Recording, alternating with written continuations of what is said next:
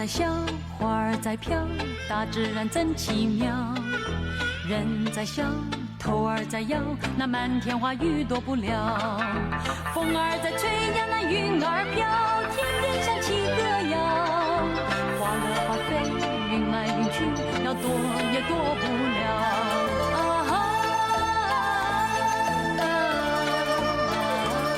是多么美，是多么妙，我怎么忘得了。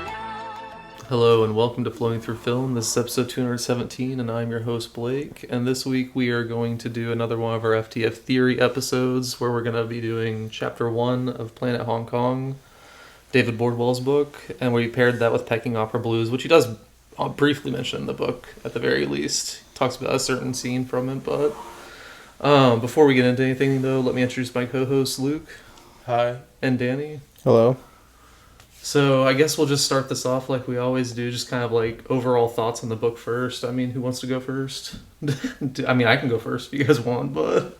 Yeah, you can go Who first. came up with the idea for it? I'm the only one who knew about the book, I think. Oh, okay then. I'm surprised Blake hasn't read it. Or I told Blake about it before. No, yeah, I knew about the book, yeah. Never read it. But you can go first. No, yeah, I kind of like how the Chapter 1 is basically just a defense of the Hong Kong way of making films in general. Because that's really what the entire chapter is kind of doing. It's almost like a defense for that type of just like commercial visual cinema. Yeah, just like commercial art. cinema in general, Yeah. And I mean, I feel like we've talked about just that type of concept recently because we've done Jaito. Well, I think we've always talked about it. I mean, that's true. I mean, we've done a few of the directors he mentions. We have, yeah. Like, he mentions Ford, Wu. Keaton, Yeah, Ford. Hawks, Hitchcock. We haven't done Hawks. We haven't done any Hawks movies? We've done like 3. Or no, 2. Two Hawks movies. Rio Bravo, Atari. I wasn't on Rio Bravo, that's right. That is true. Okay. Also, I mean, Tony Scott, we talked about, which fits that category. I think, Yeah. Johnny Toe, like Blake was saying. Yeah. Yeah. No, I like how he just briefly, I mean, it is kind of like brief before he like gets into some certain like movies and stuff like that, but I do like how he just defends it in general. But because like there are certain quotes in that where I feel like he's talking directly to like Danny, but like, hey, remember this whenever you're criticizing. I mean, you'll have to bring that up then. I have it. Okay, in my notes. I do have some parts where like I'd actually kind of disagree with him here. So. Oh, interesting. No, I knew that there would be probably some parts that you would disagree with, but I do like how he tries to explain Hong Kong's not need, but just like the want to almost like please the audience with the fairy tale endings, because there are like I've seen multiple of the movies he mentioned, and especially whenever he was talking about An Autumn Tale, the Chow Fat one, like that ending is ridiculous if you've seen the movie, because you're just like, what the fuck.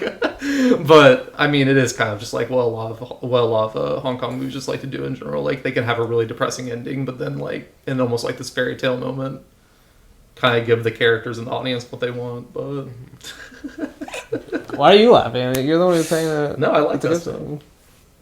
I loved the Nom too. I mean, I can like it. Like, some of them are just really bad. Like, the Once a Thief ending. Like, that's the first one I always think of. Like, the very end of that one. The which one? Once a Thief. Oh. With, like, Chow Yun-fat dressed like as a baby and stuff. Oh, yeah. No. He's dressed like the It's mom, like- basically. Isn't he dressed like as a baby? Like, Oh, at one point. At the he end, is, the yeah. very end. No, yeah, the very end. But he's Yeah. like taking care of the babies, so he's the godfather. they're like, Are you "Nah." not willing to do that if you have to take care of babies? It's just so like, they're like, we need the audience to be happy enough. Like, they're still living together, you know, they're all a happy family. But no, I like that shit. but like, I agree with him for the most part. That's why I'm excited to talk about it too. 'Cause Yeah. I do think it's like a good general discussion. Like, Well, because he mentions like how much they took from just like the golden age of Hollywood to like the 50s, like especially like 50s Hollywood. Like I mean, yeah, he mentions 50 Hollywood. He mentions silent cinema. Yeah, He also mentions avant-garde cinema. Like, he does. Yeah. Uh, But what did you guys think about the book? Overall opinion or overall thoughts? No, Or chapter I one, liked it because, as you said, it definitely highlights a lot of stuff we've already talked about a lot, especially when it comes to like craft in general, like how a lot of these restrictions on these popular filmmakers didn't necessarily I mean, it can obviously like restrict them, but for like the filmmakers that we love that operate within these kind of like strict limitations, you could say it made their creativity better, or you could say the other way. It just depends on your opinion, but and it just in general though their creativity still came through even despite the limitations of. They were over like, and not even. I don't even want to say like overcome the situation, because something he does point out in that is like, oh, you have to realize like studio systems also kind of know what they're doing. Like the studio does kind of know what it's doing at the very least. Okay, interesting. Yeah.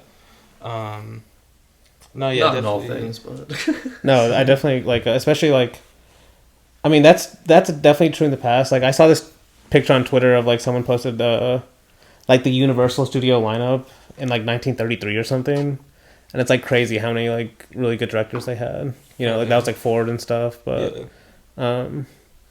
like I feel like Hong Kong was that kind of like era. You know, at least the era he's talking about, where it's like there was a certain kind of like craft that was like in-house knowledge. You know, like because they were all like bouncing off each other and just like in the same area. You know, making films like. There's a certain like level that almost like raised, you know, for all that type, like which I don't like. We definitely don't have today. You know, you don't think of like a studio having like 10 directors that like, you know, they all make good movies because you know those directors are from the studio or something. You know. Yeah. No, definitely. Not. Yeah. But yeah, no, I also liked him talking about just Hong Kong cinema too, and kind of like what makes it unique. Definitely. Should watch more. Yes, you should. Yeah. Yeah, definitely was really interesting. I really liked it.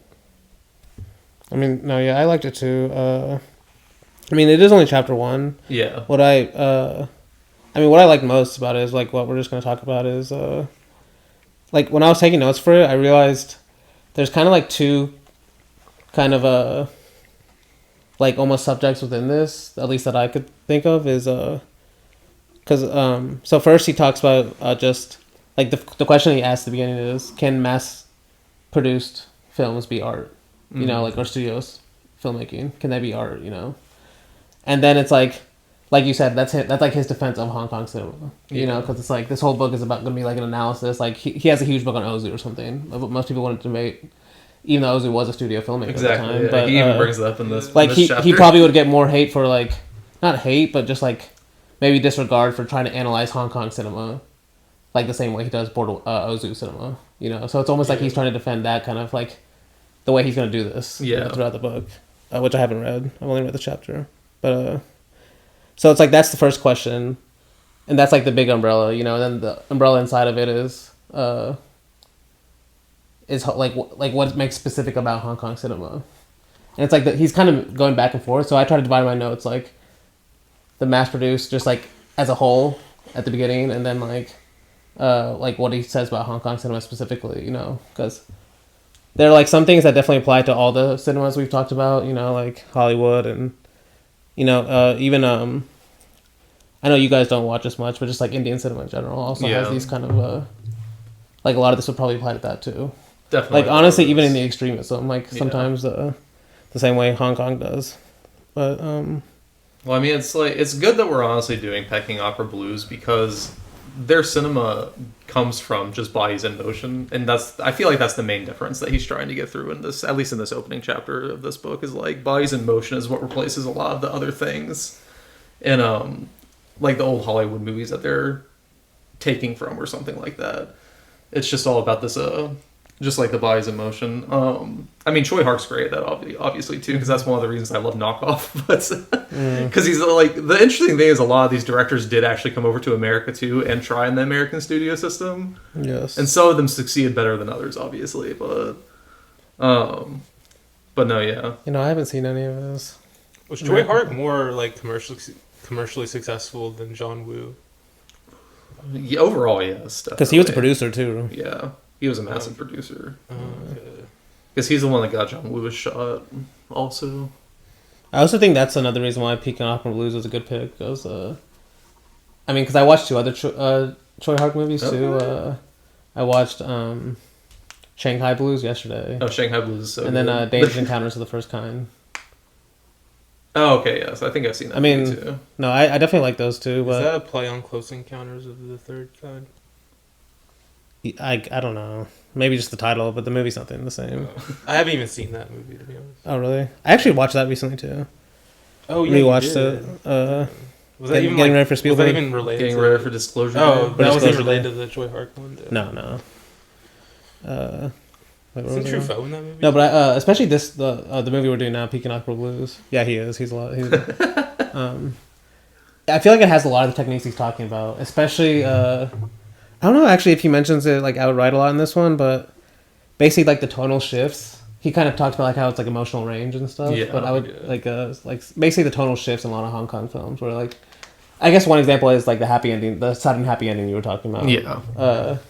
Where in like Hollywood cinema they're trying to like make it more logical, and I mean that's even debatable, but I mean do you want to go and just get into it then, or The movie like, or the book? no the book like no, is yeah, there anything we else go you want ahead to and talk get in the about? book. I mean at least the first question I feel like this is a good thing just to think about in terms of criticism, because he asks like to answer the question, can mass-produced films be art? You basically have to have. There's like 3 points he makes. Yeah. And I think the first one is the one that's actually the most interesting to think about. Like, and I've been thinking about that. I was thinking about that with like the experimental cinema series I did, where he says like, we must be willing to grant that the compromises of business do not prevent mass entertainment from achieving genuine artistry. And I think like generally I agree with that, but I do think that idea of like, who's producing the film, that's like a question like we shouldn't ignore, like and like a lot of this book is about that. He's like the idea of how the film is produced is a big part of like what you're seeing on screen, and it's like and like the more like influence behind the scenes there is, like the less control like that a filmmaker is going to actually have for what you're seeing, So think about someone like versus like Jordan Belson or Brackett or something, where it's like that's why they wanted to make films by themselves, to have like at least as much total freedom you could have as a filmmaker. But because then he also mentions like the second point, you also have to grant that there's a distinct aesthetic popular film, an aesthetic of popular film, a set of principles that shapes its forms effects. And then the last point he says is, we must be willing to look closely at popular movies and be ready to analyze them. And you can say like that's he's kind of like defending like, I'm going to approach these the same way you approach like art films. Was there one to say? Because I think like this is the next point he makes is how there's a lot of fine art traditions that come from the market, which I think is a good point. And actually the next point he makes is my favorite point, is the idea of like not only that films that come from business practices can they be art, but the reverse is also true, that art films are also a business as well. So like the films that go to Cannes and Tribeca or whatever these film festivals that are considered art France, films, just in general, like how much they spend on all those national cinemas. But basically this idea of like even like who's like like Tony Scott's a good example to me. Like he would never play at Cannes or something. I don't know. I don't think he would. But I don't know. I don't think he'd like one of his films would ever be up for that. Or like the same way Hong Kong films he's talking about.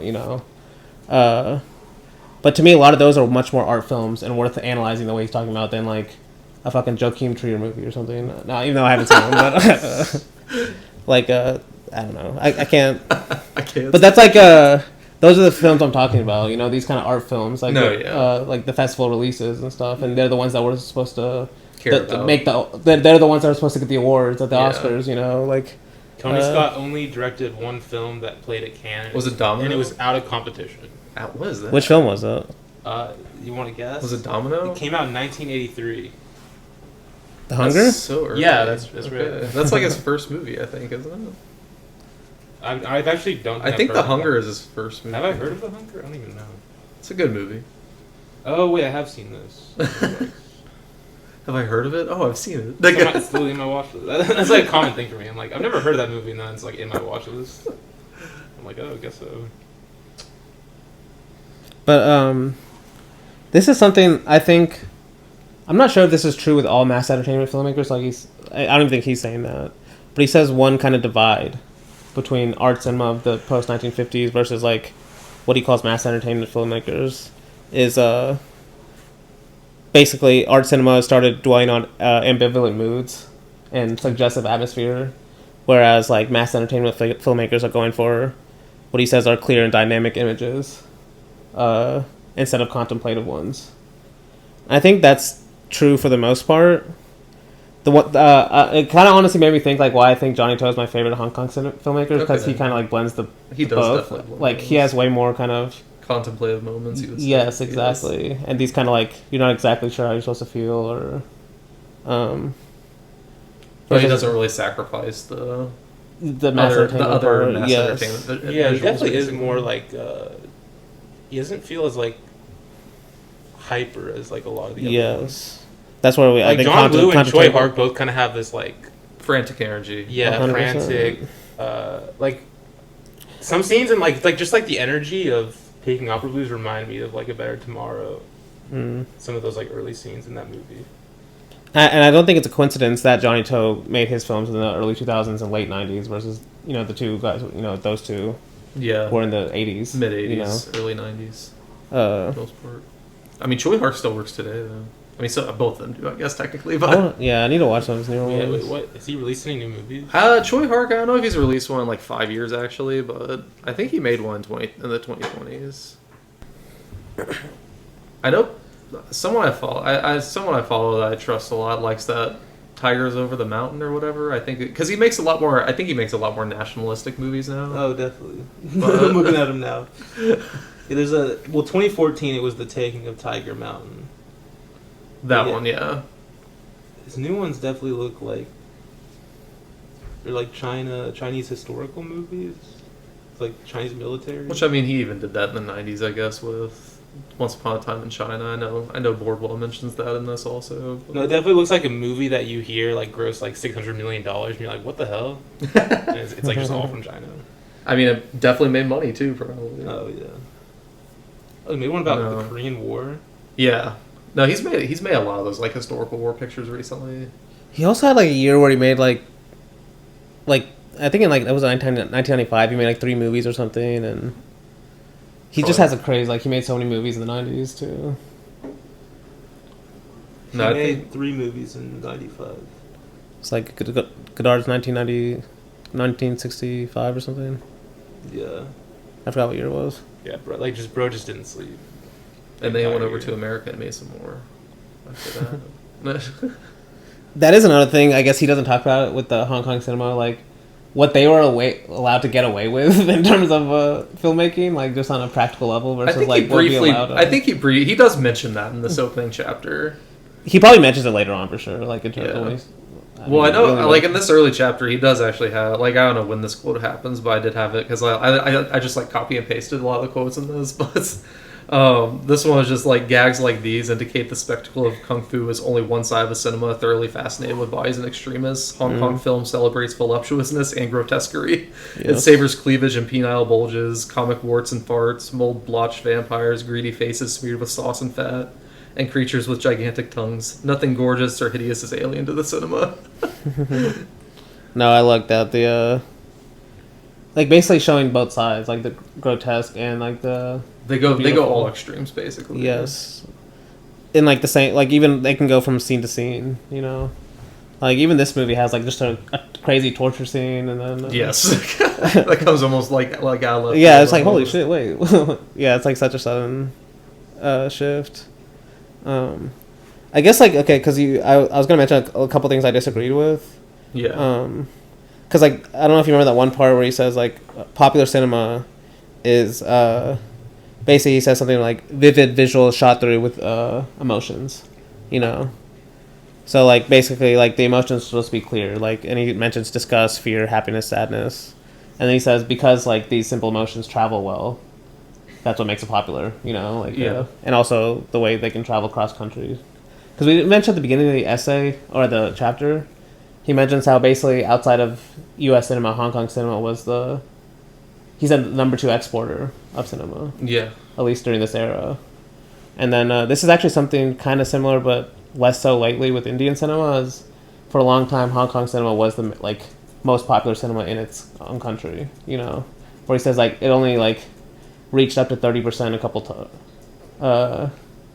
Something like U.S. market share was only like 30%. Yeah, for it was most really of it. low. Yeah, Like Hong Kong, like they definitely went to see their own local exactly. products, Yes. But then later on, he says so. Basically, kind of saying like these emotions are simple, so that they travel well in a way. At least that's how I read it. But then he says later on that like popular cinema strives for a wide open emotional range, and that's where it's like I don't know if I actually really agree with that part, like because to me especially like that's what I hate the most about it, like, and I was going to mention this next, but it can feel like yes maybe there's a lot of emotion especially in Hong Kong cinema, but in a way like especially when they force the happy ending or force these certain emotions, to me anyway, it feels like it's not a wide range, like it doesn't, like you're not getting to choose, you know, it's more like they want you to feel these certain emotions even though there's a lot of them, but they're still very direct in terms of like how, especially by the ending, you know, because like this is something where it's like I want to like popular cinema, but then when he says something like this, I'm like I want to like just never watch a popular movie again. Because when he says that, do you remember the part where he says the lifeblood of popular art is conventions? And later, basically saying conventions, formulas, cliches. That's the lifeblood. I'm like, that makes me cringe so bad. Did you say like something recently about like conventions and stuff? I mentioned the Rivette quote. Like, basically, he wants to go against convention. Like, basically, to make cinema that people hate. Deleuze also hates cliche too. Like, you can say that's just like this is the whole thing. Like, art is basically not using cliches. He also has a great quote when I think about this, where he says, he calls it the emotions of commerce that cinema uses over and over again. And then he says like great filmmakers invent their own new emotions. And he mentions Bresson and Dreyer, of course. But yeah, okay, to go back to conventions though, because I was going to read some of my favorites, or at least the ones that he mentions. And there's a few he mentions here that are in the film too, where he mentions he says the endings are usually happy. Villains have bad aim, except for when it comes to wounding the hero's friends. Or in this case, one of the heroes actually gets shot. Well, I mean, yeah, that one doesn't apply to this, actually, but... Why? It does. Because he hits her, like, multiple times. But she's fine, though. It actually doesn't even... she doesn't even have an injury by the end of the film. Like, I mean, that's not that bad, though. But, eavesdropping. Oh, yeah. That was... I remember I complained about that one specifically in Once a Thief. It was like so bad, where she's just like listening, or he's just like listening to the phone call. Didn't we like compare that to? Because we did Wuthering Heights in the same episode. And there's a scene where he's eavesdropping in that one. There is, yeah, but that one's like a different, the different way of eavesdropping, like more natural way of it was already in the room and then they came in or something. Yeah. Coincidental encounters that complicate or resolve the plot. You know, that's. Sometimes they can be great, you know. I feel like this one may be more Hong Kong specific. When you're angry with your lover, you tear up his or her photo. No, that's not... I don't think that's specific to Hong Kong. That might happen more, though. I'm trying to think of... what movies in America would that happen? I'm trying to think of what movies in Hong Kong that happens. In Hong Kong, too? I mean... It's a very specific thing. He probably had a lot of movies in mind whenever he said that, but we're just not thinking of them right now. Shanghai Blues, I think. I don't know if she tears it up, but she has like a picture of him. Because this one doesn't have any of the picture tearing. Yeah, no, this one doesn't have that. And John Woo does it? I don't know if John Woo has it. He probably does, honestly. But... I'm like thinking like... This one John Woo definitely does. They speak English with an accent known nowhere on the planet. It's Planet John Woo. Was it Better Tomorrow too? No, Better Tomorrow and Better Tomorrow 2. Better Tomorrow 2 has the classic one. Oh, yes, it's so good. This fucking rock sucks. I mean, this is true with like basically all cinema now. During a gunfight, someone is shot a round of ammunition at a crucial moment. If blood trickles from a character's mouth, death is usually at hand. Yet certain wounds heal miraculously. That's just all action cinema. Yeah. Because I don't know if you remember, I've used the phrase skilled entertainment before. Like, that's basically how I say it in my head. Like, certain filmmakers like Johnny To and honestly even John Ford. But like certain these kind of studio filmmakers that are still trying to like in a way appeal to a mass audience, but still like have a lot of craftsmanship behind it. And because like in this one paragraph, you could say he basically uses the same kind of way and defines it in 3 different ways.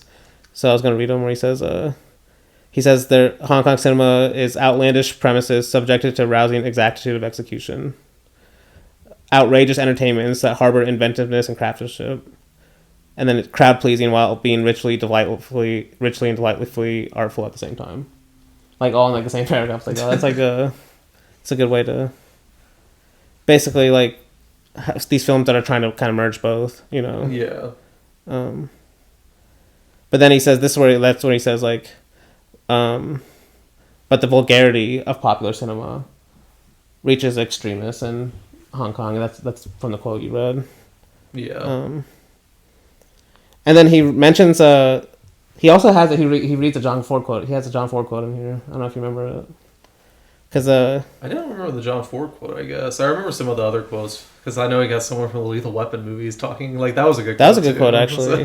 No, because remember he says something like Hong Kong cinema is basically organized around vivid moments. Oh yes, You I know? have that. I actually have Yeah. that written down. And if you want me to read the quote, Yeah, if you want to read the quote, I have. Yeah, you can. Hong Kong plots tend to be organized around vivid moments. Fights or chases or comic turns or melodramatic catastrophes. The creator's skill lies in making each set piece powerful and enlivening up the connecting passages. Yes. I mean, because that reminds me of like your review for Stagecoach, I think it was.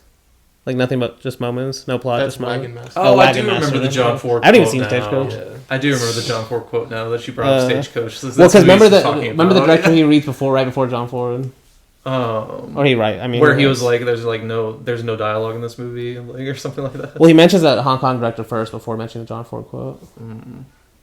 I guess I Ringo Lam. Oh yes. Because the Ringo Lam quote is quote, "I like visuals and simple stories.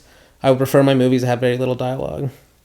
I mean, then he mentions John Ford's quote where, okay, this is where I got Stagecoach, because he said an actor, or someone had asked him how to learn to direct actors, and so he's like, go watch Stagecoach, and so the guy came back protesting that John Wayne barely had a dozen lines, and then Ford said, quote, "That's the way to direct actors, don't let them talk." Which is amazing. That's like Danny propaganda. It's like Razan propaganda, honestly. Which means it's Danny propaganda. Yeah. My point. I mean, you're the one who picked Ford, not me. I mean, I wasn't going to do it, but I also went and found 3 other Ford quotes. Of course. From my series, where he says, pictures... Think about it, these are all different times Ford said this. So he said, quote, "Pictures, not words, should tell the story." That's one. And he said, "When pictures are best, the action's long and the talk's short. When a picture tells a story and reveals its character to us in a suite of simple, beautiful, and animated shots, that's a movie." And then he said, "It's still a silent medium. Pictures, not words, to tell the story." And then he later on he mentions a King Hu quote, where he says, "If the plots are simple, the stylistic delivery will be even richer." Mm-hmm. Which you know, I agree with all that. Like, Doesn't it mention Touch of Zen too, like the beginning? He mentions such At as the a beginning, multiple yeah. times. Yeah. Have you watched it, Danny, yet or no? okay, Damn, I will. gotta watch it. At least I've seen some King Hu now, so That's true. That's true. But you still haven't seen like his best movie, dude. Also true. I'm saving it. I know I'm gonna like it, but No, I do like what he mentions in this also, because he does talk about you have to almost watch the bad movies though to truly appreciate the greatness of the people doing this well in the studio system, basically. Because I think he was actually mentioning King Hu whenever he was talking about this in the book also, where he's like, if you watch a King Hu scene alongside another scene, like you'll see that they're kind of set up the same way, but they're just done completely differently because one director actually tries something completely new almost. yes. Because his whole point is like the studio system is not keeping them from actually being creative, like Luke said earlier. I think like it's up to the director too. I guess that quote, it's like it's their part to actually make the set pieces actually come alive almost. Yes. And liven up the connecting passages. No, I like that quote too, because I can't remember what director said it or something, but I can't remember, but it was something like you can tell what great directors are with the cuts, or like what they do between scenes, you know. Yeah. And that's basically the kind of that idea of like connecting passages is like what he's talking about. Like I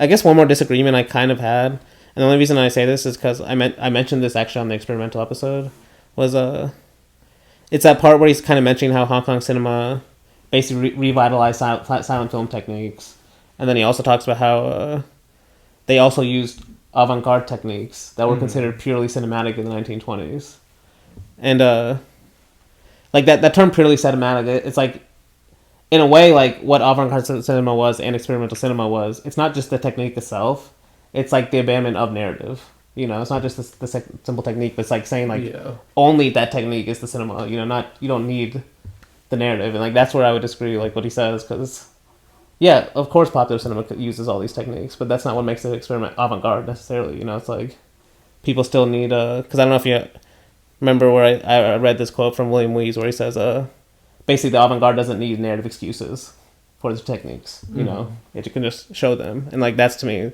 something I also disagreed with what he said.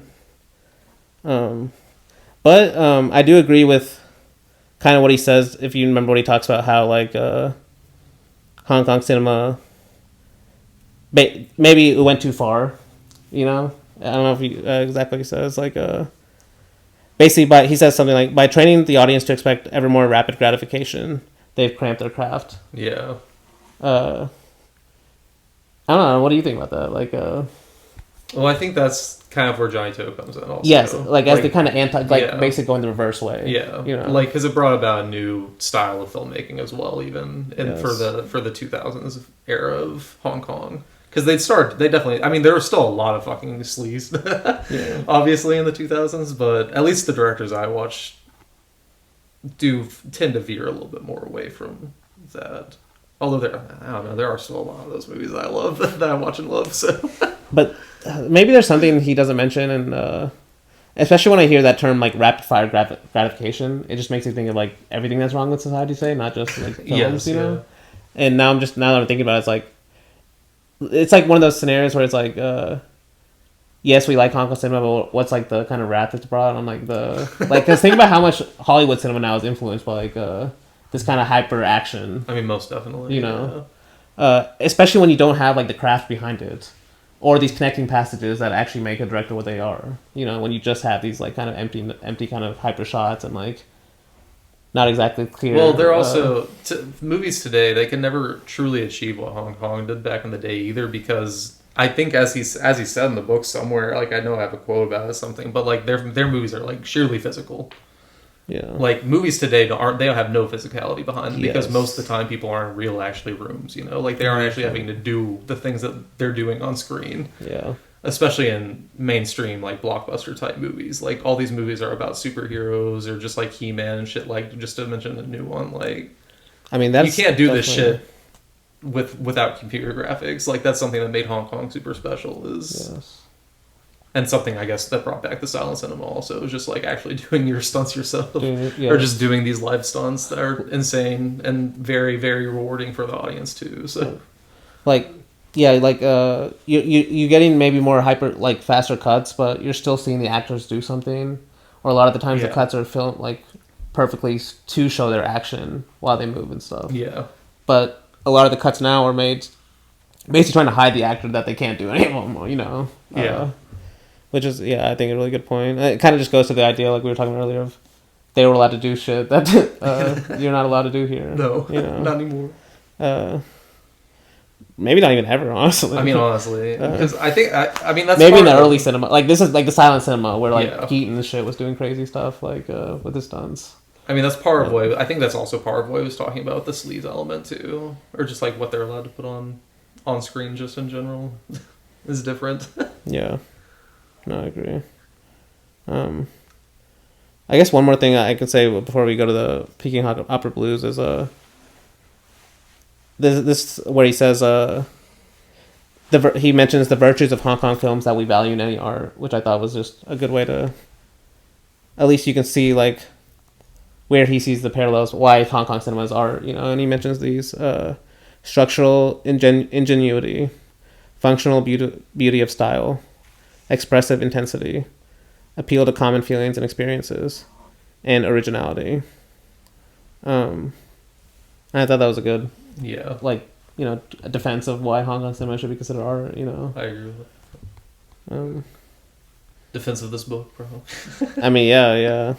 Especially, like, the idea of it being worth analysis. Yes. Not just saying, like, oh, this was entertainment, like, but, you shouldn't study it or something. Like, especially the way he studies cinemas for, like, the techniques and stuff and, like, how they actually present information, and emotions.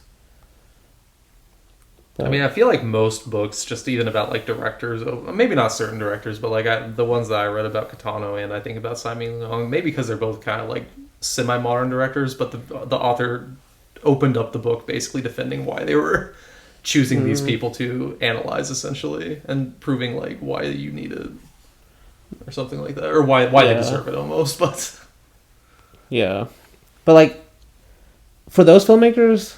I mean, I think, like, he even calls Kitano, like, an art cinema filmmaker. He does in this, yeah. Which is funny, like, and, I mean, I don't even know how someone would, like, even, like, Simon Leon. Without considering him as an art director. Because, he's, like...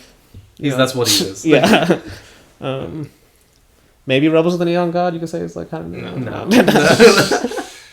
No, you literally brought up my quote though, where whenever you were saying this is the quote that I hate, basically, this is the one that I said was basically talking to you. Which one? What? The opponent of mass culture objects that this tactic indulges the audience, letting it have things both ways. But popular film strives for a wide open emotional range, and having things both ways perfectly suits that purpose. Yes.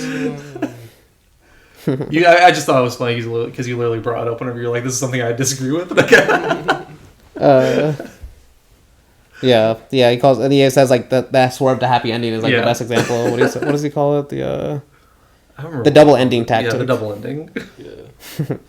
No, I've complained about the have things both ways. You have. Too. You have. And to be fair, I've complained about that in certain movies, but yeah, it's different in Hong Kong. It's calling you out. Okay, actually, before we go on, because there's like basically, because he mentions how something that kind of makes me cringe is the idea of lifeblood of popular art being about these conventions, formulas, and cliches. But then he says what great filmmakers do are either, he says filmmakers that make the cliches sing are often rewarded. Yeah. Which to me is kind of, but then the better one, which is the one I more agree with, is where he says sometimes it even rewards filmmakers for turning cliche on its head. And that's where I think it can be more interesting, where a filmmaker is actually using the cliche to kind of play against convention or even, like, leave things up in the air instead of just, giving in almost. Yeah. But, I like, singing cliches too, I guess. But, I don't know, we can get into yeah, we can go ahead. Peking Opera Blues. Peking Opera Blues. Is Peking or Peking? Peking. Is it Peking? Yes. Look it up. Peking. I mean, this was what, 1986? I think. Someone verify me on that because I don't remember exactly what. I probably should have looked that up, but I guess I can just start with my. Okay, cool. I guess I could just start with my overall thoughts on it. I mean, I'm definitely the first one that watched of any of us because I'd seen it before. I think I'm the only one here that's seen it before, right? Yeah. Luke, had you seen it before? I have not seen it before, no. Okay. Peking. Wait, hold on, guys. There's a lot going on. There is a lot going on in your computer right now. Hold on. I think you press play and then like the movie started playing instead of the video.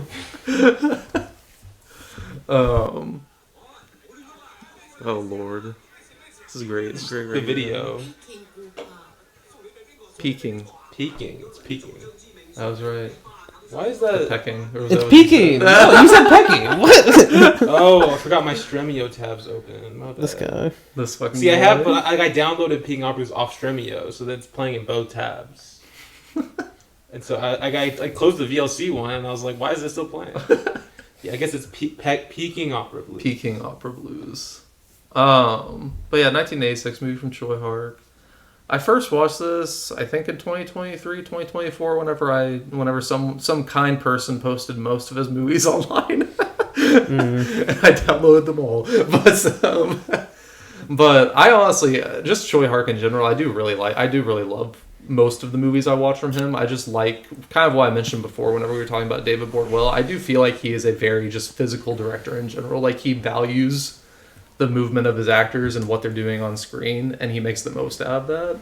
I think Peking Opera Blues is a definitely, you can see that in this movie too, for sure. I mean, it's literally about the classical Chinese opera, like at least that's a backdrop of it. Like this theater group, but that was one of the reasons I love Tsui Hark the most, though, is just kind of like how much he focuses just on bodies in motion, because that's what cinema's great at. Even in like some of his earlier movies I've seen, like Working Class is a comedy movie, but that one's just like literally a silent era cinema or silent era comedy. But who's your favorite Tsui Hark? No, Knockoff's still my favorite, which people probably cringe whenever I say that. I don't know, because it's one of his American movies, but you haven't seen it, dude. Bad take. No, I think honestly, I might like Shanghai Blues even a little bit more than Peking Opera Blues. Oh. Or Peking Opera Blues, but Dan, did you like Shanghai Blues? Yeah. I mean, both of them have Sally Ye. Bro, it's called Shanghai Blues, but the poster's red. Apparently, this was he meant to make a trilogy of like blues movies too, kind of like a thematic trilogy. That would have been really cool to see if he actually finished it. No, I do love this movie specifically, though, also because even in addition to that, just the dynamic between, I guess there's 5 main actors technically, but especially the 3 women. I think her name's Robert Altman reference. 3 women. No, Sally Ye, Cherry Chung, and Bridget Lin. I think her name's Bridget Lin. Is her last name? Like that. I just love all 3 of them in this movie, but especially Bridget Lin. She's like, he's obviously doing a lot with the gender in this movie, also, just in general, because I mean, a lot he brings about. He talks about in the movie a lot of the historical elements of women not even being allowed to act in these theater troupes, essentially. Well, speaking of that, like, have you heard what the Chinese title is? I have not. Which is it's apparently the term Dao Madan. I don't know if I'm saying that right, but in English it means knife horse actress, which is basically a female role in the Peking Opera, which was a woman warrior that was asked to do like all different types of roles. But like a Chinese audience probably would have known that, so that's why they changed it for American audiences. But that makes sense. It kind of goes what you were saying, you know, just the idea of, because I mean, even one of the characters in the film is like a woman that wants to play a woman's role, but they just because like China's going through this transition. Yeah. Technically, she's allowed to, but the theater owner doesn't want her to because of like a ruined business. And, like you're not, he literally says if you want to like act, you need to be reincarnated as a man. I'm just like, damn. To your daughter. But also, I think there's a part where like it kind of is like an interesting like criticism where he's like, but if I had women actresses, all these like Chinese emperor guys would just like want to marry them. So that's why it's not practical. Yeah, it's not practical. No, it's like not practical because they're all just get married. Like the second some guy wants to marry one of them, they're supposed to. I mean, we see that in this movie with the general. Yes, exactly. Or it's like the tax general guy or whatever he is. Well, the tax guy is actually super interesting because he's gay. Like he knows the main actor is a man. He wants to marry him anyway. So that's kind of the joke on that. But it's like that they have that kind of power. Just like I want to marry that actress, so you got to let me know. I mean, if they don't, they just throw him in jail, basically.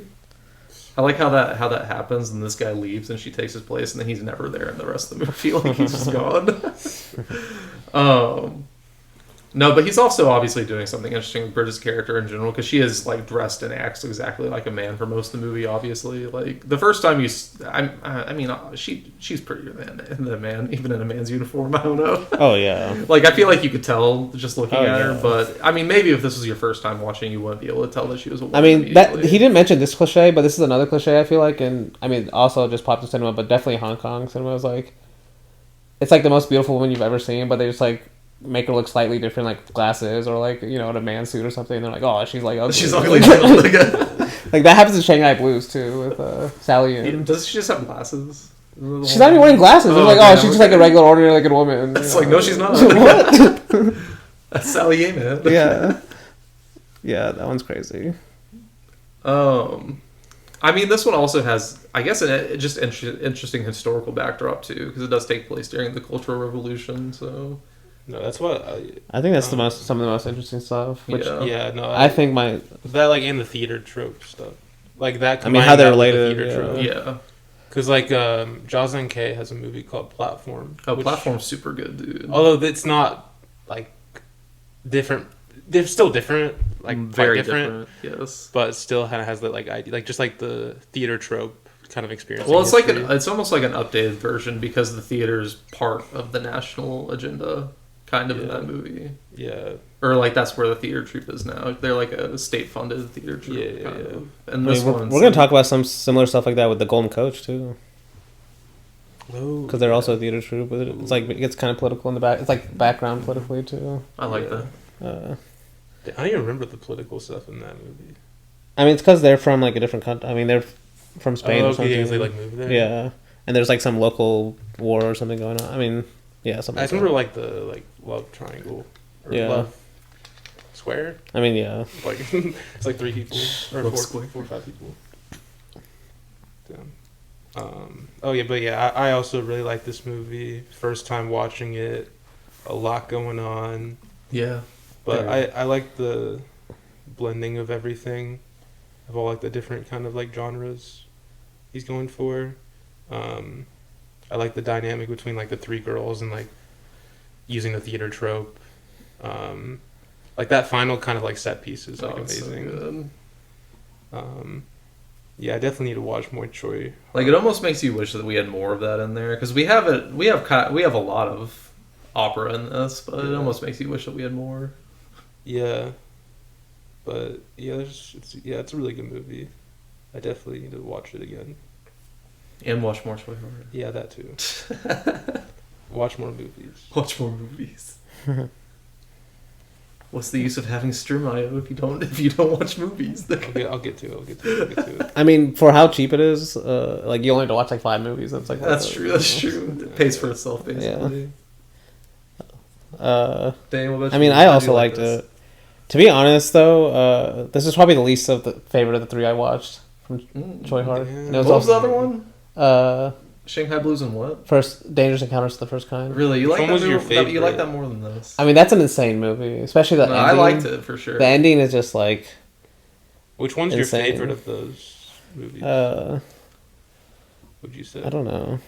Probably Blues. Shanghai Blues. Yeah. The fucking song alone in Shanghai I mean, Blues, yeah, that's a great song. God. Also, the ending's amazing in that one too. It is. This one is just like honestly, it would benefit me to rewatch a lot, which I was gonna say earlier. It does get better on a rewatch because I think some of the subtext and background is like the movie. In a way, is like it's almost too fast for how much stuff is in it for me. Yeah, you know, definitely. This idea of like if talk about contemplative images, like I feel like the images themselves are kind of the opposite. Even if like a lot of the subject matter is like stuff you want you to think about, maybe it's like going so fast with all the narrative and just like everything that happens so fast. It definitely is. It was kind of like it's like an Obayashi effect for me. You know, it's like making me a little not nearly as bad. Not nearly as bad. But no, it's like that. But there was a reason why I went to watch his other 2 movies after that one because I was like, I can tell there's a very good filmmaker here. I just like watch something else. Even though I actually like this movie too. You know. What? Are you sure? Are you sure? Wait, what? No, it's just funny. No, just like it's like because I wanted to watch them with different subject material basically. No, yeah. And honestly, I will say the other 2 movies I watched felt slower than this one. You know, even though like the ending of, I mean, because I was listening to some podcast about him and they were saying how like he became like more Chinese nationalistic later on in his career.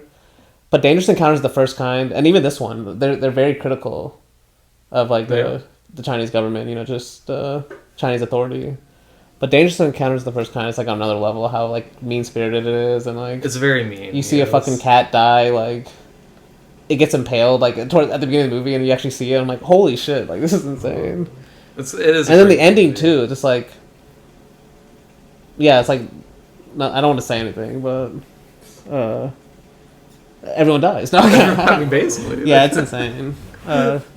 See, Dave's like, that's why it gives a 5 out of 5. But it's like in such a brutal way because there's like basically no heroes in the movie, you know. But this one, you know, has more of the classic, like we have heroes and everything. There's a quote I saw that he said is Hark said about this film is it's 120 minutes of content squeezed into 90, and you can definitely feel that, you know. And that's kind of like, I mean, that's something Bordwell talked about just in, I guess, in the last section of that first chapter, whenever he was comparing Untouchables and the other movie. Because he's like, I don't remember what the other movie, the Hong Kong movie was, but he's like, it does the exact same thing the Untouchables does, except in 90 minutes. which it's normally still I trying to love. cram all of that into 90 Well, minutes. I'd rather it be that way than the other way around. Well, normally I agree with that, especially when it's like a Marty Supreme or something. It's like this movie should be fucking 83 minutes at the most, you know. Like 83 minutes, I like that. like for the story it's telling. Like, Yeah. like what's all this nonsense and stuff. But this movie's the opposite. It has like so much, you know. It's like it literally has like trying to tell like in a way like Chinese, like the way like a transition of Chinese history. You know how it's like you know, like how the political economy was trying to change. Yes. You know? Also, what makes the ending kind of crazy too with the title cards, because you think it's kind of a happy ending, and then like the title cards come and they're like it failed. Like there was like a new ruler that came into being, like and everything was the same. Also crazy like that. But I think I would like it more if I rewatched it. It's just like a lot to take in. It is a lot to take in. I mean, a rewatch always helps, I guess, because this time the plot, it wasn't as, I guess, fast to me. Okay. The second time watching. I mean, the plot's really simple whenever you actually think about it, so... Yeah. It's like they're just trying to steal his papers because they don't want... Like, they don't want the government to stay here, basically. Like, that's essentially the whole... Like, it's just guerrilla warfare with these cultural revolutionists, so... Yeah. But... Yeah, within that simple plot, it feels like a lot happens, you know? Yeah, it almost sounds like you wish there was more characterization, Danny. I mean, I guess you could say one way, like, I would say, like, kind of why I'm saying this is, maybe my favorite scene in the movie is the scene with the three of them, like, sleeping, Yeah, like, they just go back to the house. Yeah, they're in, like, they're her all in house. white gowns. Yeah, the white gowns, like, this glowy kind of light, and, they're, like, looking at the globe, and, like, they're like, wait, the world is this big? Like, they're like, because that is crazy to think about, like, you've never even seen what a globe looks like, or a map or anything, so you have no reference points for, like, what, like, how big you are actually compared to the rest of the world or anything like that. Stuff we take for granted now, you know? But, I wish there was almost more moments like that, you know? Because it's almost I like the characters more than... It's like the plot is just so fast. Like, there's so much stuff they have to do, you know? Like you said, just for, like...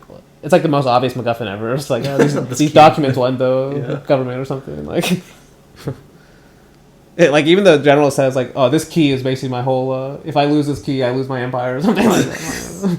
It's like, wait, how? Like, why don't you put on some better protection then? Like, there's, like, no one guarding this safe. I mean, everyone's guarding the safe. I mean, yeah, these guards are terrible. These guards are awful. But it's like, it's played for comedic effects, though, you know? Yeah. I mean, I guess we can go ahead and get into the movie now. So, it does open with just the shot of these girls playing for the general as the soldiers start rioting outside due to lack of pay. I don't know if you guys remember that. It's just like, you got, like, both these generals are kind of the same, except they're also just, well, you like one of them more, I guess, because he gets at least more characterization than this guy. Than this first general, which is just, like, basically just portrayed as a womanizing, like... He looks like nincompoop. one of those villains, like the villain from like a Charlie Chaplin short. Yeah, like especially with that mustache, dude. Yeah, like the bushy ass like mustache and eyebrows. I mean, I think that's definitely, you could say, is another, to me, a good cliche of Hong Kong cinema is, like, the expressive use of, like, especially the side characters, they'll be very exaggerated. And, yes. like, they're obviously a villain, kind of. Like, with the mustaches and stuff. No, yes. Like you're saying with the same thing with silent cinema. Versus, like, the villains, a lot of the villains we get now are, like, the kind of, like, businessmen types, or, like... I mean, I guess... They're the hero, but a villain. Okay. Yeah. Yeah. They're clean cut. They're, like, more clean cut, Yeah. and, like... Not just openly villainous, you know? Like, I guess, like, Not expressionistic. caricatured. Yeah. It's like you're supposed to see them and know right away they're villain before they even say anything Yes. or do anything. Or You're supposed to know exactly who this guy is from this opening shot. So essentially, Yes. But yeah, like I mean, it's already slightly political, as I said, with the soldiers rioting because he hasn't paid them in a month. And so this opening scene is just him running away from his house. He's like, "Tell my wives to run." He's like, "We're leaving." And then it's just the soldiers kind of just looting his house, and we do see in this opening scene Cherry Chung's here. I think she was one of the girls playing the music, or she was maybe listening to the music. I can't remember what happened. I don't remember exactly how she's here. Because she winds up in a lot of places in this movie. She's where you're a singer, right? Because he's like, I never want to sing again. Okay, so she was one of the singers for this show. I think so. Okay. Because she says that right after. She's like, I'm never singing again. Never singing again. Because we do see her steal some of the jewels in the house after literally knocking out one of our other main characters. I'm pretty sure this guy with the glasses, this ex-soldier turned gorilla. But, after that, we get the arrival of the new general, almost immediately after. It's really, really funny that way, honestly. Like, this guy flees, and then immediately, like, we have a new general who looks almost the exact same. Like, almost the exact same, except he's older because he has a white mustache. But we also see his daughter also there, and she is dressed like a boy, obviously. Like, she's wearing just this suit, essentially. And she does see in this scene Cherry Chung. She's getting like searched by everyone. Like it's just more of the kind of like background political stuff. Like all these townspeople are essentially getting just searched because this house just got looted or whatever. But she does end up kind of just saving her by frisking her for a second and sending her off. But then we're introduced to probably the best location in this movie, which is just the theater troupe in general, or just I don't remember what this end's called that they're at, or this opera house that they're at, but we do get to watch an opera performance a little bit, as we're introduced to Salier trying to perform in the opera as well, and her dad getting very, very angry with her because she's not allowed to do that. We do also, in this scene, get introduced to these, like, ticket masters, I think is what they're called. At least in my subtitles, they were called ticket masters. I'm not sure exactly who these guys are, but they're basically just the cops for the government, is what I would say. Because this guy is also another kind of caricature, like this. Because they're looking for like the revolutionary. Yeah, they're looking for the guerrilla fighters, essentially. Yeah. But yeah, it gets stopped because of that. So somehow in the scene, I don't have a clear note to how we got here, but I know that Cherry Chung and Bridget Lin, they basically go back to the house because she jumps into the trunk trying to escape some other guy. I think it's that one random rapist guy that comes back later on in the movie who ends up being like a part of the same Ticketmaster office or whatever. But I love the car that they're in. It's so good, dude. It's like a throwback. Like it's like, what is it, like a 30s probably? It's like a Ford Model T type car. But yeah, she just hops in the back of that. And Bridget doesn't know anything's happening, so she just drives off and drives her right into the mansion that they stay at. So, this is the eavesdropping scene that Danny was talking about earlier that he probably doesn't enjoy that much. No, I mentioned the one's a thief one. Okay, but she brought up this one, I think, too. What? You said this one has an eavesdropping scene as well, because this is the eavesdropping scene. Because whenever she gets back up into her room, we figure out that she's also a guerrilla fighter. I think maybe in the opera, I can't remember, because I think that she meets the guerrilla fighter in there too. But we do see her eavesdropping on them. We see these state plans or whatever that this general has and stuff like that. And we say that he's going to be leaving in the safe, and this key essentially is the key to his empire. So. I do personally, because everything kind of happens very fast in this. That happens, all the generals and stuff leave, and then she immediately just goes in and starts and finds the book, opens the book where the key's held, gets the key out, goes to open the safe, and it's a great shot. Because like right as she's opening the safe, the door is also opening behind her, and it's just Cherry Chung coming in. She's like, "What the fuck?" Or is it the guerrilla fighter? I can't remember which one it was, but one of the two walk in. But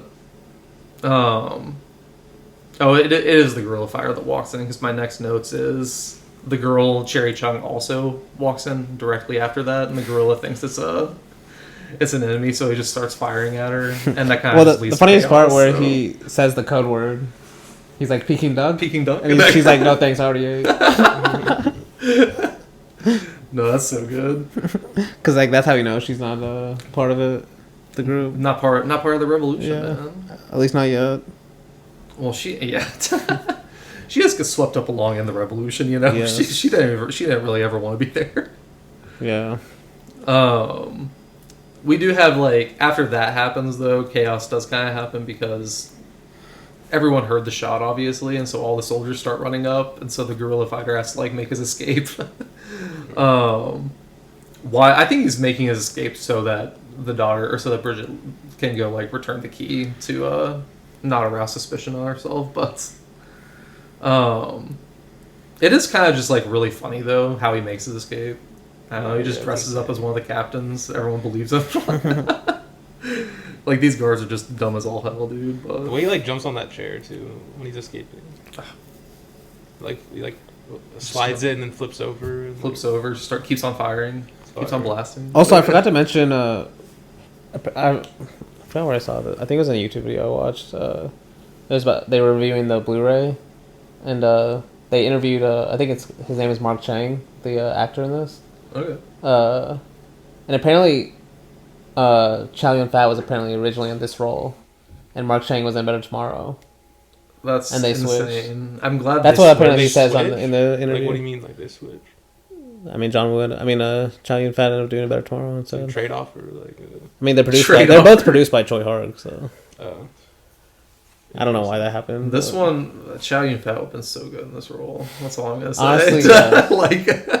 But see, I feel like the movie would have changed a lot because it would have been about. I think the them movie, three yes, as much, yes, exactly. About the three girls. As You much. kind of forget about them a little bit. You forget about the two guys a lot. Blake would have forgotten about Especially them. the He guy. would have been too lost in Chow Yun-fat's eyes. I would have. Yes. Exactly.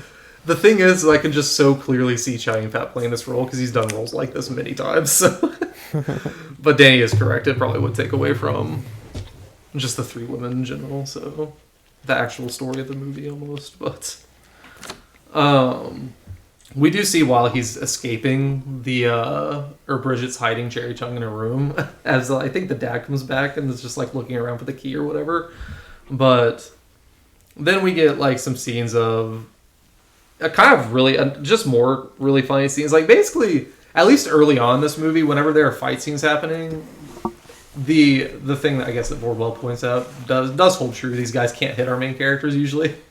But it's also just like it's definitely played for comedic effect more so, at least at the beginning of this. Like all the action scenes are just so comedic with how bad these guys are, like at just hitting anything. So, because the way that they actually escape is the guerrilla fighter is like hiding under the car, and all the fucking soldiers are trying to steal it because they're like, oh, all this gunfighting's happening, no one's gonna notice. Like, let's just take it for a joyride. And as they start pushing it, they just see him laying there. And then one of the guys sees the captain still. The other main character, essentially, the other male main character that we get, thinks he's still the captain, so he saves his life. And so he obviously feels indebted to him. So they all four of them basically ride out in the car together. But insane group that forms here. Yeah. And then the group gets bigger, obviously, because their car breaks down. It got hit by a bullet, I think, as that little fight was happening. And so they have to hide with Sally A at the opera house, essentially. It's kind of a crazy thing because Sally A, she's very over the top in a lot of her and just a lot of her actions in general in most of the movies I see with her. So this one's no different, but. Yeah. Because she starts off like going like, oh, why the fuck are you guys here almost? Like, but then she sees obviously the injured guy and she kind of gets swept up along with trying to save him. Like, but because they do perform surgery on that guy. And then it's just we have more of the Peking duck code talk that is a joke in this one also because Bridget goes out to get something from the car and then the dad comes back and the code word is obviously Peking duck and she goes like, what's the password? He's like, he says tuna fish or something like that and she's like, no, wrong, sorry. And he's like, I'm your fucking father basically, open up. But and then we get like, I think they end up having to leave the house because all the other actors I think she actually calls them actresses in the movie, which is really fun because that's kind of what that's what they're playing on stage at the very least. Because she says the actresses are returning, you guys have to leave now. So, but after that though, I think that Bridget and Cherry Chung just drop the guys off somewhere, and then they return to the general's house. Or at least she does. I think she probably drops off Cherry Chung as well with the other ones, because we get this scene at the house where she returns, walks into her room, and we just see her dad sitting there with a gun. Kind of just like a classic like you don't know what's gonna happen in this, but it turns into like this really like he's almost playing with your emotions. You're like, oh, does he know? Like, is he gonna like shoot her or something? He's like, oh no. There's just like a really sweet scene between father and daughter. It looks like he's almost like pointing it at her, walking towards her. He is pointing it at her. Yeah, it's not good gun safety at all. Let me hand you a gun real quick. Let me hand you a gun. Just point it right at you. No, it turns into like a really sweet scene though, between father and daughter. Like they care about each other, you know. Like the dad just wants to keep his daughter safe, so he gets her a gun. After that though, we continue with kind of the plot of this movie where the guerrilla fighters are still trying to steal his key so that they can get into the safe and get the papers. And so I think they're at the opera house talking, the four of them maybe. And one of them comes up, or no, I think it's just Bridget and the guerrilla fighter talking originally about what they're going to do. And then we just see the other guy that they saved pop out of the wall, because it's just like, it's a great set, honestly, because it's just like the entire wall is covered with just the newspaper, essentially. Them two are talking, and then like this guy just like pops up and goes like, oh, why don't you just like do it in the toilet? And it's just like, what? So their plan is essentially to make the general have a bowel movement during the opera performance at the opera house the next day by giving him laced candy or whatever. And then they're just going to steal the key whenever he's in there. So, and I like how immediate a lot of these cuts are, because we get the plan and then it's immediately just cuts to the opera house where people are streaming in for this performance, you know, including the general and all the like higher up government officials essentially. But we do in this scene get the ticketing officer or the ticket master come in and want to marry the main actor, kind of like we talked about before. And the main actor is basically just like, what the fuck, I'm a man, I can't do this, like I'll never be able to marry again. But this ticket master is like honestly a great villain, dude. But but I think what happens next is Sally Ye essentially just takes the place of this lead actor.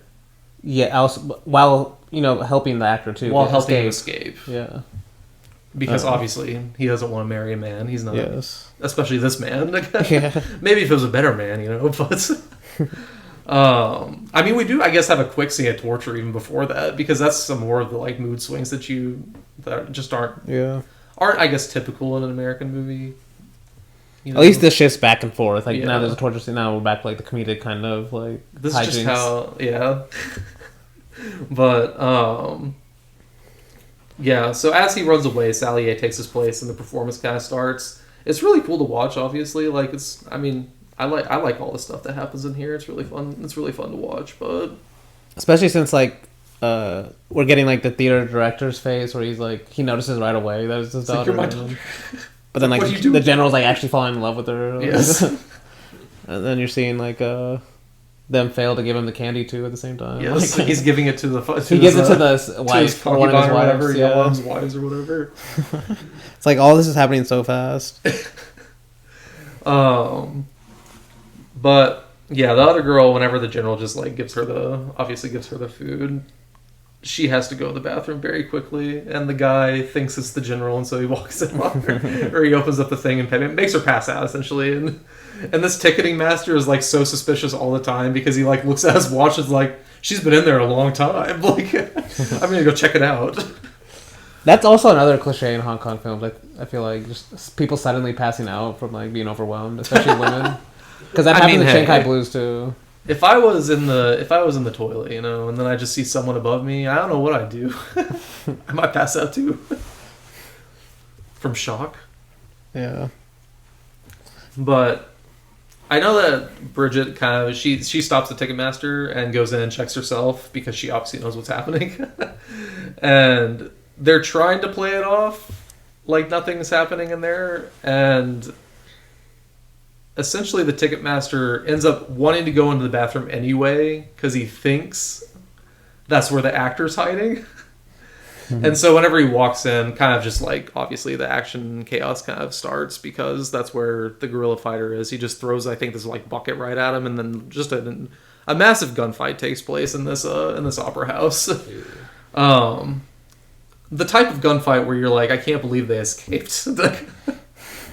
But still well choreographed, obviously. Yeah. But after they do escape, the Ticketmaster does end up closing down the theater because of this. So this is like, even though the theater troupe is not technically a part of this, they are still affected by just these government officials because this is a place where guerrilla fighters can meet, you know. But we do have, after that, a scene in the snow directly after, I think, where Sally Age has been thrown out by the acting troupe and her father, and is just in a white gown, essentially, just as snow is starting to fall really cold, and Bridget Lynn goes up there and just like offers her a jacket and stuff like that. It's one of my favorite shots, honestly. It is. Also, this idea of like playing with the roles, like they don't specifically mention it, but you're seeing the two women that are actually playing, like one of them's like playing a man, yeah, essentially, and then one of them's playing a woman that she's not supposed to play. Yeah, you know, so it's like. And you also like cut straight from like that snowy white scene to just like fire in the fireplace. Yes, just like the most cozy shot of the movie, essentially. Like just the three of them back at the honestly, it makes it feel even warmer. Like it does. Just snow, and then like the way it's like lit too is, it's like there's like some glow put on it. It's beautiful. But yeah, we kind of talked about the scene earlier. They're just kind of talking about the globe and how big it is, or just how big the world is in general. Because I think one of them is specifically saying like, "Oh, I wonder where I can go," and then the other one's like, "Why would you want to leave?" Like, well, because yes, I think it's Sally Ian, the character's like, if Peking looks like a dot, the world is bigger than I thought, and they're like talking about how they want to move away somewhere else outside of Shanghai, or not Shanghai, Peking. Yeah. And then Bridget Lynn says something that I think kind of resonates with the title cards at the end, where she says, no matter where you run to, you'll always end up back where you started. And this idea of like they're doing all this like revolutionary acts, and the ending is just matter. Like, there's a new leader that just took over, like the same way this general took over right at the beginning of the movie. But it still mattered in the grand scheme of things, you know, because we know how the revolution turned out, the cultural revolution turned out. So that is true. But that's why I feel like he feels very pessimistic though, at least in these movies, you know. Like he's not making that point at least at this point in his career. Yeah. That's why I felt like it was helpful to watch Dangerous Encounters of the First Kind, because he's very much more like direct about that. It was like everyone is bad, and like this whole system is bad. Like, he's actually very even in like that's how you know something's, at least early on, that's how you know something's produced by Tsui Hark too. Because even like a Johnny To movie like The Big Heat, that might be co-directed by Tsui Hark also. But I know it was produced by Tsui Hark and Johnny To. Yeah. Like Fritz Lang's Big Heat. I don't know if it has anything to do with it, but it's basically about the transition of power, and everyone in that movie is corrupt as fucking hell. I mean, like, everyone's that's kind of the point of Big Heat, like corrupt. Okay. And stuff. I need to watch Fritz Lang's Big Heat. I don't think I've seen it. I need to watch it again, probably. But that is definitely some way you can tell. Like, that's a Tsui Hark kind of staple, I guess, earlier on at least. But there's most of his movies in China too. Yeah. So he's not like he doesn't make a lot of movies like that are set in Hong Kong. No, there are some set in Hong Kong too, for sure. So, I would say. Okay. Because The Big Heat's set in Hong Kong, but I guess it's not. This one's in production, Beijing. I guess. This one's in Peking. It's Beijing. Beijing was originally known as Peking. Or I think it's just like another name for Beijing, maybe. Okay. But yeah. Oh, damn. I didn't know that.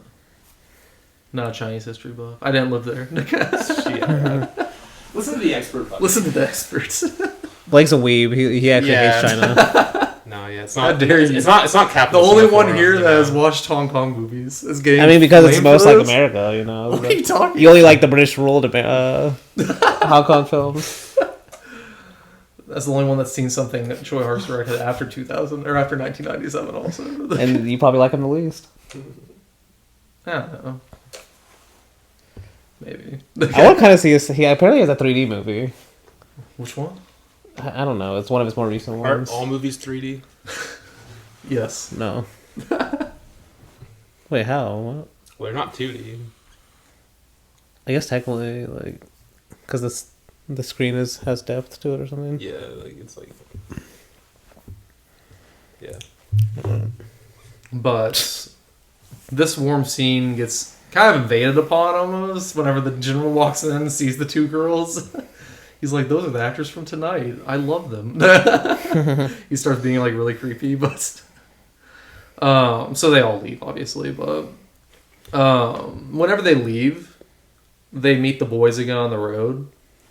And so I think Bridget ends up, because she was going to drop off the girls at the opera house again, just go back at the house because I guess she knew that the dad was going to like not forget about what happened, but forgive essentially because he overreacted. So she drove them all to the house, and all four of them get out, and they all curl up under the blankets because obviously the girls are drunk as hell, and the guys are just like, "What the fuck's happening?" But then we get, I think this is the scene that David Bordwell was talking about in his book, the bedroom scene. I don't remember exactly the context in the book. I think he was just talking about just the way it was shot in general. The choreography Yeah, and like the choreography. characters appearing out of nowhere and Yeah. like stuff like that. Because it is a very, very, very funny scene. Like Yes. this dad trying to make up with Salier essentially for throwing her out, and Salier's having to hide the other three friends that he doesn't know are in there. This guy blind as a bat, I'll even note. It's funny. So It is. This same kind of gag also happens to Shanghai Blues too. It's honestly it's longer, where it's like basically multiple characters are trying to hide from other characters that are in the room, and I think I remember this they're always scene. like this is like kind of like you're just watching a lot of bodies, just Just in motion. emotion or cramped in like spaces, or this idea of like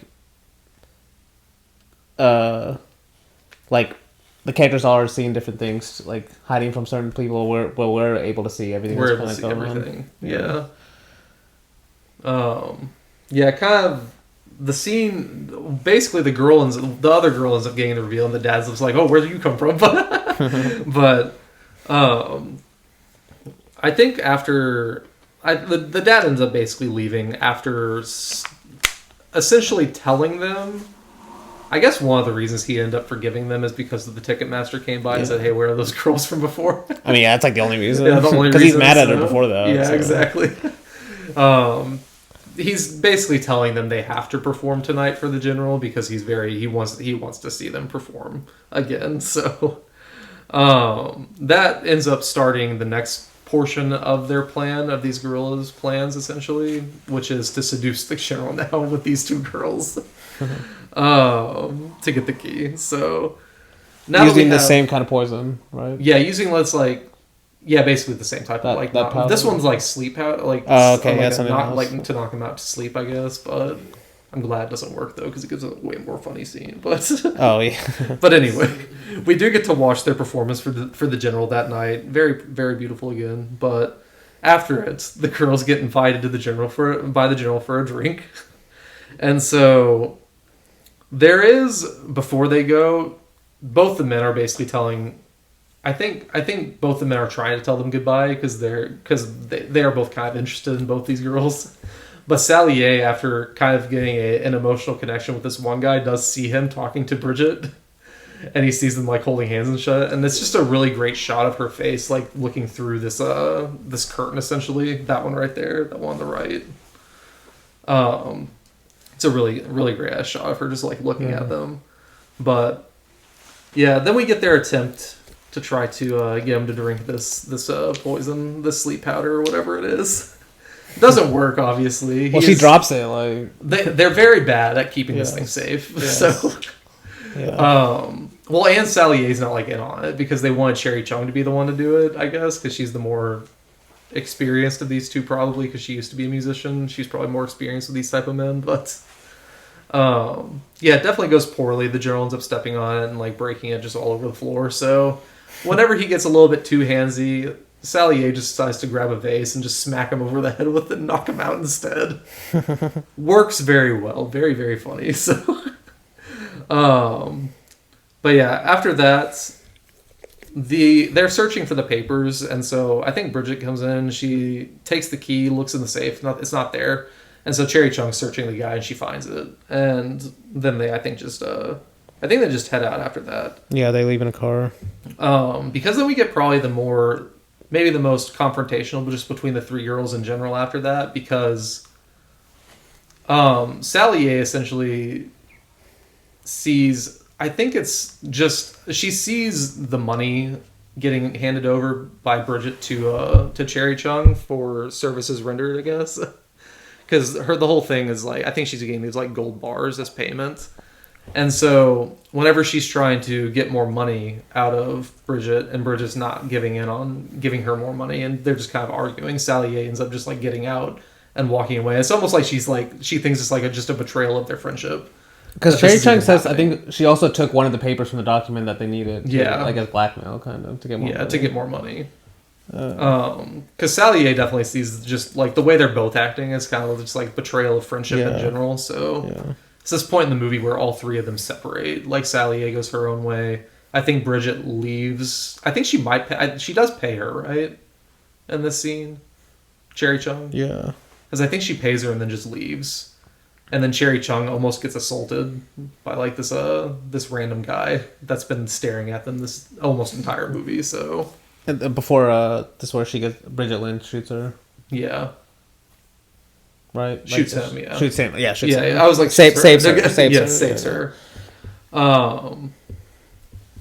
So, because I think her saving her is also kind of maybe done at the same exact time as Sally A returning home, and basically finding it. Getting raided. told. Well, yeah, and then she gets told her father's been taken. Yeah, the father and all the actors have been taken. Yeah, they want to see the two daughters. I mean, the two girls again. Yeah, because they know obviously now. Yeah. Now the papers are gone, so they do end up getting found and chased by the general's men. Yeah, like a lot of this we're just told like the general's daughter, the theater owner has been taken. Also we're also told that the general's daughter was being watched this whole time, and so they actually know now. Like I don't think we ever see her actually being watched. Maybe just by that one guy. Oh yeah, okay. Yeah, the one guy that's watching them all the time. That's true. Okay. The creepy guy. And that's when we get this other fight. Yeah, the boys are essentially just sacrificing themselves so the girls can escape. Yeah. So, because both of them end up getting captured, and both the girls do end up escaping. So, with the papers, obviously, but so we do get a next scene at the house again because Bridget Lynn decided to go back to her dad, even though she knows now that her cover is most likely blown. And so she does go and returns home, and the general does pull a gun on her. Yeah. Before pulling her into a hug, just another kind of whiplash like another fake out. Another fake out. At this moment, it still plays with your emotions because you're just you think he's gonna shoot her because everyone's like, oh, he's gonna shoot you if he finds out, basically. So because there was a conversation that you have earlier in the movie. They're like, do you think he'd forgive you? Yes. Do you think your father would forgive you? And it's basically playing on that deal, like, are we actually going to see him ever find out? Yeah. But he never does. He dies before Yep, he that dies. conflict can happen, basically. So, they don't have to have that kind of... She never has to find out, No. Yeah, the way he dies is cool. Even though the way he dies is, also kind of sad, too. The way he says, my daughter would never do that. It's like... Yeah. He dies just believing in the lie, kind of. He dies a happy man. Yeah.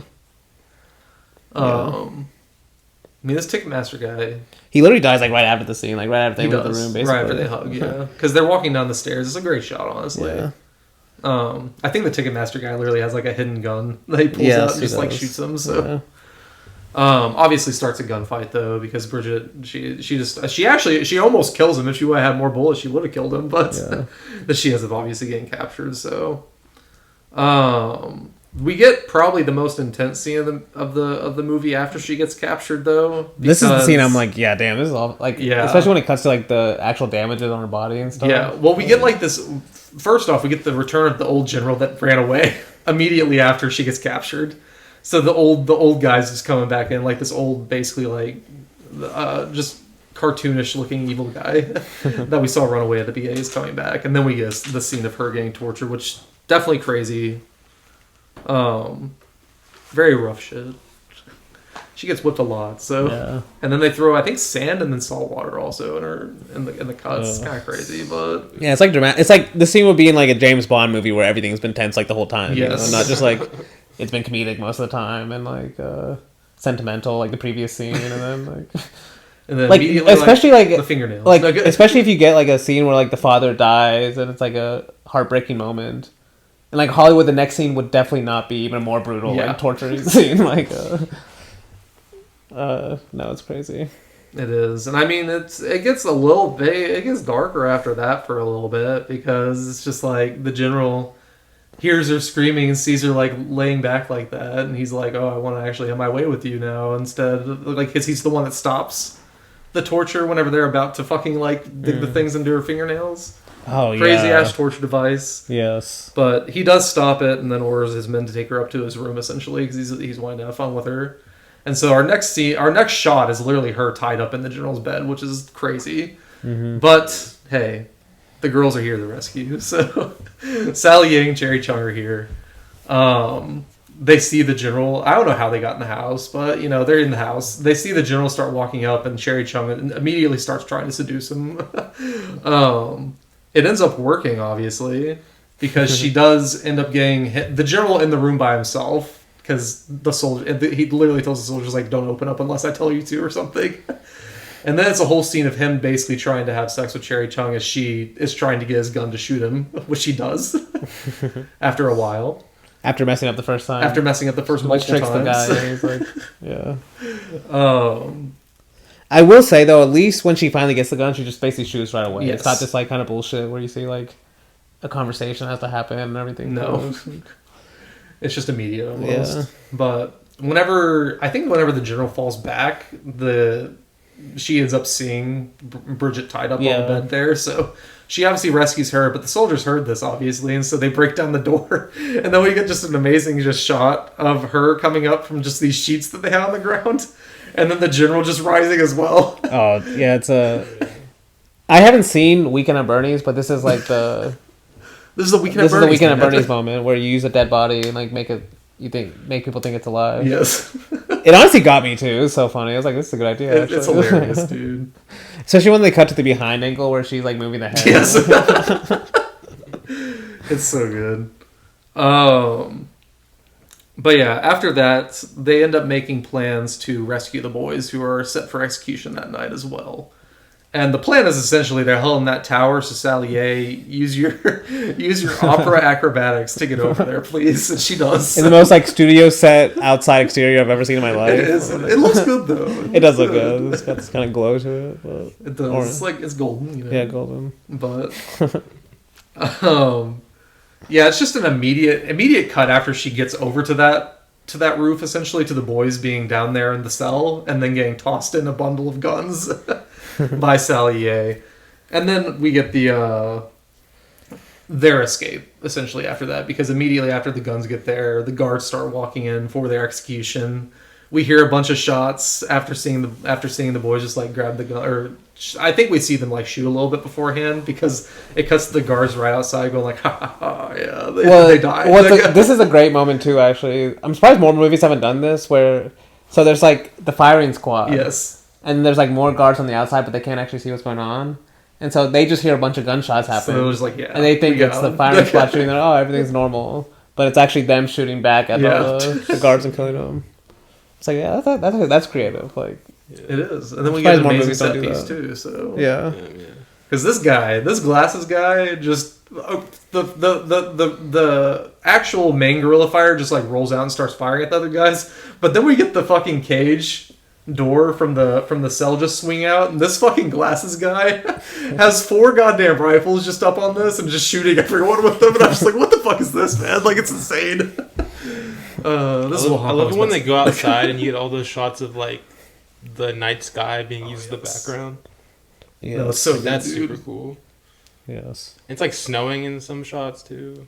He does say one of the cliches of Hong Kong, and in Hong Kong, nights are actually not black; they're dark blue or something like that. This one looks black. This one is more black. Yeah. It's light blue too. They do. Well, You do see it's some a- light blue when you see the smoke and stuff. Yeah. The light blue is like the From what the it makes shots. everything else look like, but the sky itself is black. Yeah. Yes. Like the roof is kind of bluish. Yeah. No, It's I all- like that though. It is also snowing, No, yeah. which makes it really cool. We need more snow-based, just sets in general, or just sequences in general. Snow westerns. You gotta watch. Technically, What's the that Cause. Inuyasha movie? Revenant. Yeah, The Revenant. Oh, The Okay, that's Revenant's not really what I good. was had in mind. The Revenant's really good though. I don't know why that's the first movie I think of snow. McKay, Mrs. Miller. The Great. A lot of that does Silence. not happen in snow, though. To be fair. But like, Okay. actually, a lot A of lot it, of it does happen in snow, I would say. quite a Santa bit. Claus, like the Tim Allen one. Western. Oh, West. I was just thinking of snow Oh, movies. I was like, wait. I mean, it's Like, what are the Peking first Opera movies that Blues. come to my head when I think of like snow movies? I think it was Elf. See, Christmas. That's like, Cause like yeah, there's a lot of snow now. there's got to be ones that like aren't. Oh, what's the Nicholas Ray movie? You the one you haven't seen about the ice? The one you the haven't say like seen. really racist or whatever. It's not really racist. Stop. That's what you said. No, I don't. Maybe there's a racist moment or nothing that Hawks isn't used to. You know that you're used to. That you know and love. In the Hawks Also, films. it's usually just like one scene too. One great scene in his words. Okay. What is that movie called though? The Savage Innocents. Yeah, Savage Innocence. Good movie. That's some gorgeous snow shots too. Like Nicholas Ray can film a landscape. I mean, yeah. I mean, is this technically a snow western? They end on horses. No, I'm just kidding. I don't think it's snowy though. No, not in the horse. Not in the horse no. scene. What movie does this ending remind me of? When we see characters all go in their separate directions. The Ross Linney movie. Not the Gospel according to St. Matthew. What the fuck's St. it called? Francis. Yeah, that one. Like it's Flowers a. and Roses, yeah. I couldn't fucking remember the name. Flowers St. Francis. I was like, Saint That's actually a something. good I knew it pull. was Saint Damn, something. that's a good pull. I didn't think about that. No, I mean that's one of my favorite. Yeah, endings. that was the one I was thinking of, of course. Yeah. No, It's got a similar vibe too, because they're like, this isn't our last time together. But that's true. I literally thought this was gonna be like, oh no, this is gonna be like, they're gonna say we don't have time together, and they're gonna be like, oh, let's all go together. Like, why can't we all? And then they're gonna like go on the next mission or something. That's why like the ending really got me. Where it's like they all go in their separate directions, thinking they're gonna meet. They And even they say don't. like we're gonna meet, and then Yeah. the title cards are like, no, they're We'll not. see gonna each meet. other again. It's like, yeah, no, they're no. not going to. Which is it's crazy. I will say one of the funniest scenes in this movie is probably the death of the Ticketmaster. How does he die? Well, he shoots Bridget a few times, and then Yeah, she this just was falls like, through the yeah. roof, and he's launched up. And then because all of them have been jumping on the roof, all the guards think he's just one of them, and so they all shoot him. Oh, it's good shit. It's funny as shit, man. But, That's funny. but yeah, that is Peking Opera Blues. First Tsui Hark movie we've done on the podcast, I think. So it was a fun time. But next week, I'll let Danny We introduce are next week. starting our Renoir series. Renoir. Jean or Jean? Jean. Jean sounds I better. think it's Jean. I don't know. But yeah, Renoir. We're doing a Boudu Saved from Drowning and A Day in the Country. Yeah, two great movies. I mean, I feel like all the movies can be great though. I still need an itinerary, so because I told him there's 12 movies You're not on gonna get one. Criterion. So I Well, have you seen, Maybe Have eventually. you seen any Renoir? Like, how many have you seen? think I've seen 3. I didn't look beforehand, but I know I've seen French Can, Rules of the Game, maybe one other. I mean, I'll also ask you this next week, so you're gonna have to say the same things again. Yeah. That's true. But yeah. Well, yeah, that'll be fun though. So until then, we hope to see you floating through the clouds.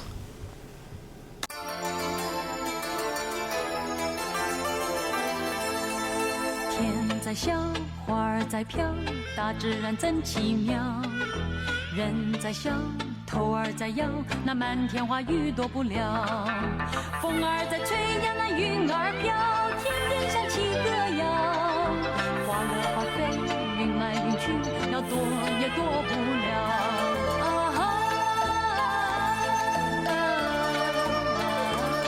是多么美，是多么妙，我怎么忘得了？天还在笑，花儿在飘，这感觉真奇妙。心中又想起你教我的歌，要躲也躲不了。风儿在吹呀，那云儿飘，天边响起歌谣。花落花飞，云来云去，要躲也躲不了。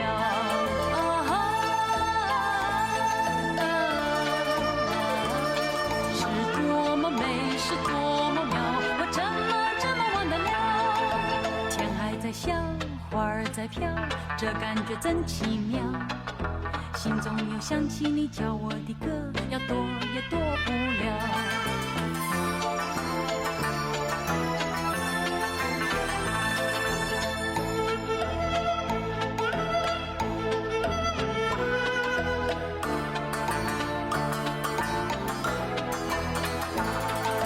天在笑，花儿在飘，大自然真奇妙。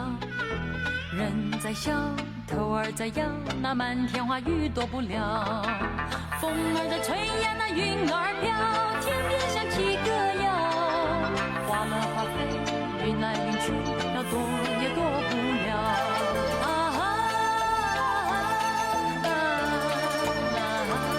是多么美，是多么妙，我怎么忘得了？天还在笑，花还在飘，这感觉真奇妙。心中又想起你教我的歌，要躲也躲不了，要躲。